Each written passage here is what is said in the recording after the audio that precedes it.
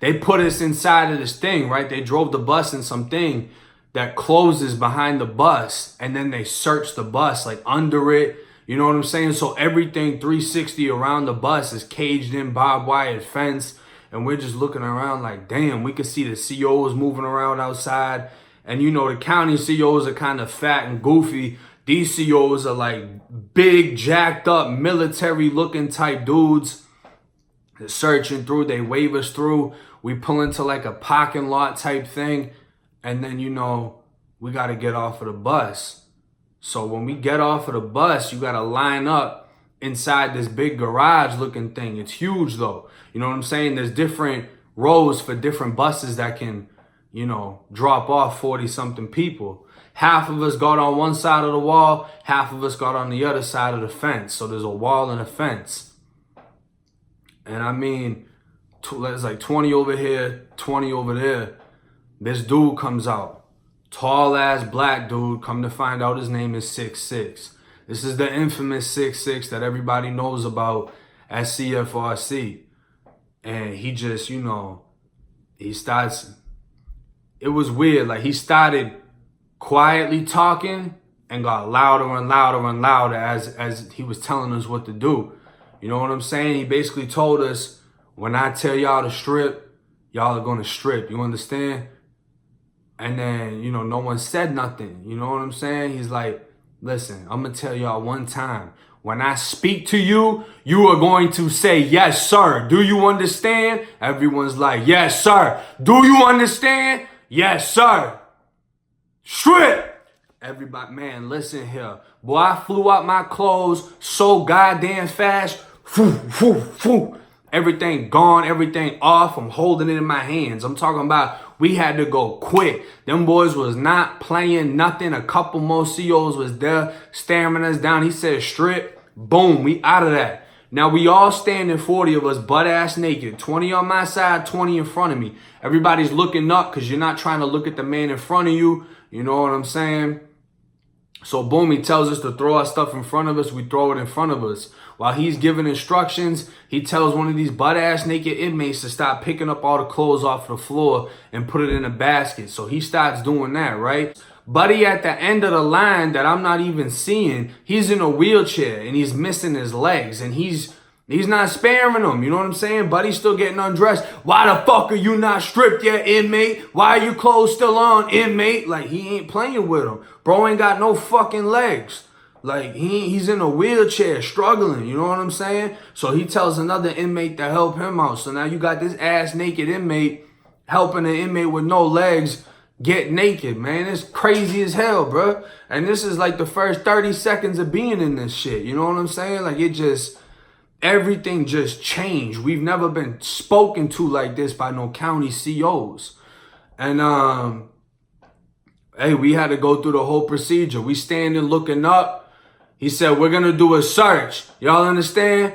Yes, sir. Grab your dick. Lift. Grab your balls. Lift. Open your mouths. Mind you, we just grabbed our dick and nuts. Now we got to go in our mouth and open our mouth, move our tongue around. Like, this is the type of bullshit they immediately start doing to you. Who the fuck wants to grab their shit and then go up in your mouth? But they do it on purpose. This isn't the only prison they did that neither. They did the same thing when I got to Lake Butler, the same exact way. Then we got to turn around, spread your cheeks, squat, cough. Told us to grab the fence in front of us while we were squatting down and bounce. He told us to bounce like bitches. He said, grab the fence as we're squatting down butt ass naked and bounce up and down. And he started pushing somebody. So he's, you know what I'm saying? Ass naked. Now when we turn around, they start calling off names to run up and grab our property. He called this Mexican dude's name and dude didn't hear him. He said his name again, then the Mexican dude heard him and ran up. He started snapping on him. Why the fuck are you not listening? Why don't you hear me, inmate? I'm like, listen, when I hear Cherry, I'm gonna get my shit immediately. This is not finna happen to me. I'm on top of my game. I'm waiting for my name to get called. You know what I'm saying? We ass naked the whole time. He gives dudes his property, right? So Buddy runs back in line. He runs after him in line, tells him get on his knees. Mexican dude gets on his knees, right? 6'6" is giant. So now he looks even bigger. You know what I'm saying? Dude's boots are huge, bro. He's 6'6". So he asks him, he's like, you know, dump your property. He dumps out his property in front of him. And the CO, he asked the Mexican dude, he's like, you know, where's your towel? Mexican dude's like, I don't have a towel. He said, you don't have a towel? How you gonna get all that wet off your back, inmate? And kicked him dead in his chest with them big ass boots. And Buddy flew back. You know what I'm saying? This dude flew back butt ass naked. But that's how these COs are. They're racist, openly racist. Just because he's black doesn't mean shit. And they're going to put hands on you. They're going to disrespect you. They're going to fuck you up. It is what it is. That's how reception is the second you get there. This isn't even youth offenders. This is adults. These are grown men that he's doing this to. Like, they're not playing, right? We get put into a holding tank. We're in this holding tank, and like in the hallway is basically like a counter, kind of like the DMV would be set up, but it's glass right here. And this is where you walk up and you get classified. You tell them your shit. You got to weigh in. You go against the wall. They view your height. This is where you get classified as a youth offender. They give you the red hat. They told us not to flush the toilet. So you got, you know, 40 people. I took a piss. I flushed it. I was used to flushing. Buddy comes in snapping. Who flushed it? Who flushed it? I didn't say shit. I didn't say nothing. I wasn't admitting nothing. You know what I'm saying? But he didn't do nothing though. So it's not like I really needed to go ahead and put myself out there. He didn't do anything anyways. No one said nothing though, but he was pissed. But he had to go handle something or whatever. So I kind of like, it saved my ass in a sense. I get called up. I'm given the red hat. I'm a YO. Not only am I given the red hat, I'm given a piece of paper. This is the extended day creed, and I'm told I need to memorize this if I want to eat. Memorize it now. I went back into the holding tank. I had that thing down pat. So when you come out of the holding tank, you go into the next room, which is the room behind the glass wall. You know what I'm saying? The glass counter that they have. And in this room, this is where you're going to get your hair cut. Everybody's getting a bald head. If you're a dread and you're religious and that's why you have it, they don't give a fuck about nothing. They don't care if Jesus got sent to fucking prison. He's getting a bald head. It's going to happen. They don't care about none of that. There's no sympathy for you. Fuck your religion. Leave that shit in county because nobody in prison cares about that. And that's just how it is. You know what I'm saying? You're going to sit in that chair. You're going to get your hair cut. You're going to do what they tell you to do. Now, we're in boxes. You know, we didn't get the whole uniform and all that. We just got boxes and we got our property and we're in this room. So you're in your boxes when you sit down, you get your hair cut. Then you got to get in line if you got tattoos. And there's these big two fat ass ladies that are rude as hell that just look at you up and down, sizing you, talk shit about you, talk shit about your tattoos. And they got to write down every single tattoo you have on your body. You know what I mean? That's these ladies' jobs. They sit there, they talk shit, they make jokes, whatever, and they write down on your tattoos. They actually weren't disrespectful to me. When I walked up, they're just like, white boy, why you in prison, white boy? And I mean, these ladies got golds in their mouth and everything. Like, this shit thugging. This Orlando. This shit ain't sweet. You know, y'all thinking there's rednecks at every prison. Hell nah. No, Orlando. You go to SFRC, South Florida Reception. I heard it's even crazier than Orlando. Almost all the COs are black. You know what I'm saying? I never went through SFRC though. I went through Orlando, CFRC. So, you know, I got to go over all my tattoos, and automatically my tattoos, they give me a gang profile. You know what I'm saying? I got 5-star, bang, bang, MOB, a big ass B, all type of just gang related tattoos. You know what I mean? So first quarter, they pick up on that. I got to get in the other line. I get a TB shot. I got to get in the other line. I got to get, you know, measured for my blues. And then I got to get my, my Crocs. So, you know, I get my uniform. I get my Crocs. I got my shit going now. You know what I'm saying? I got to go meet with the gang sergeant though, because of the profile from the tattoo. So I have to wait for that. While I sit down and, you know, another bus came through, more people came in. All of a sudden they bring the trays in. And when they bring the trays in, 6'6" walked up to us being the youth offenders, the one with the red hats. And he said, if you want to eat, you got to recite your extended day creed. Who knows their creed? If you do not know it, do not raise your hand. Who knows it? So, I raised my hand.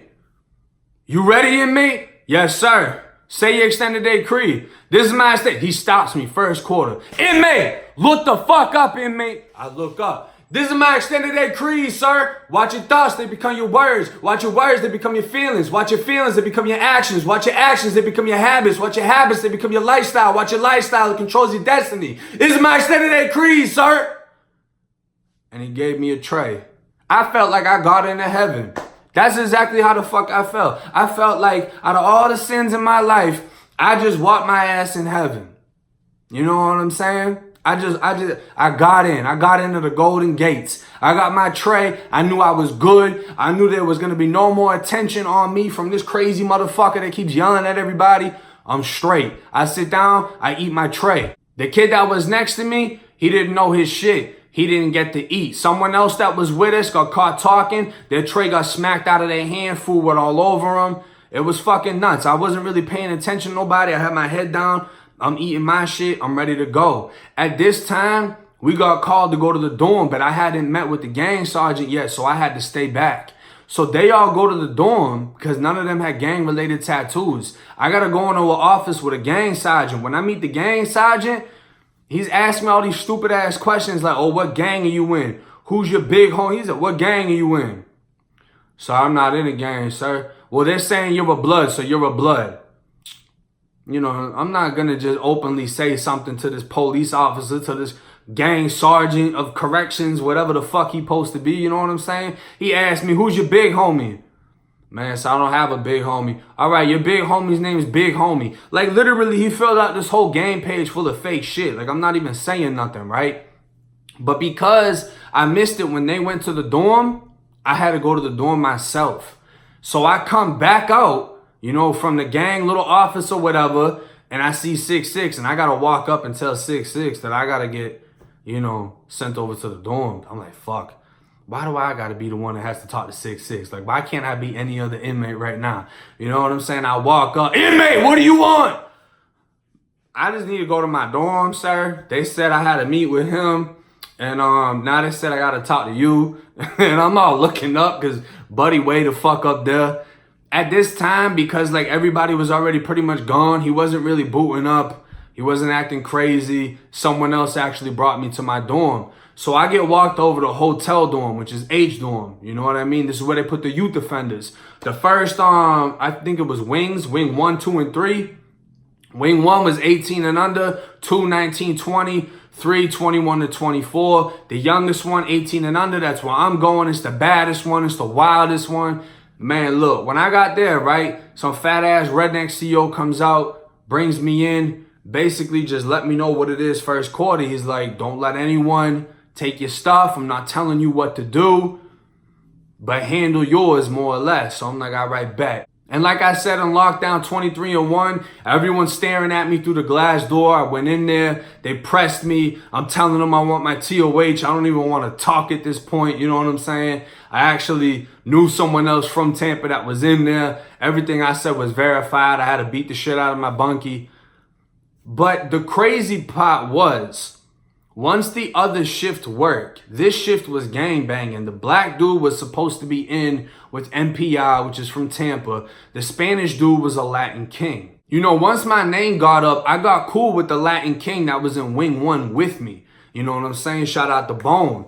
And because he was a king and, the officer in the booth was a king, what used to happen is when new people would get shipped, me and Bone would stand outside of Wing 1.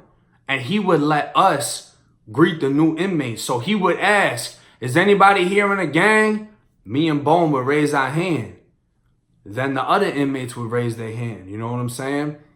What gang are you in? Oh, I'm a whatever. I'm a blood. I'm a GD. I'm this. I'm that. First quarter, me and Bone are on their ass. No, the fuck you ain't. You ain't no more. We doing this to our own people, to other people, to see how they react. This CEO was giving us first dibs to extortion.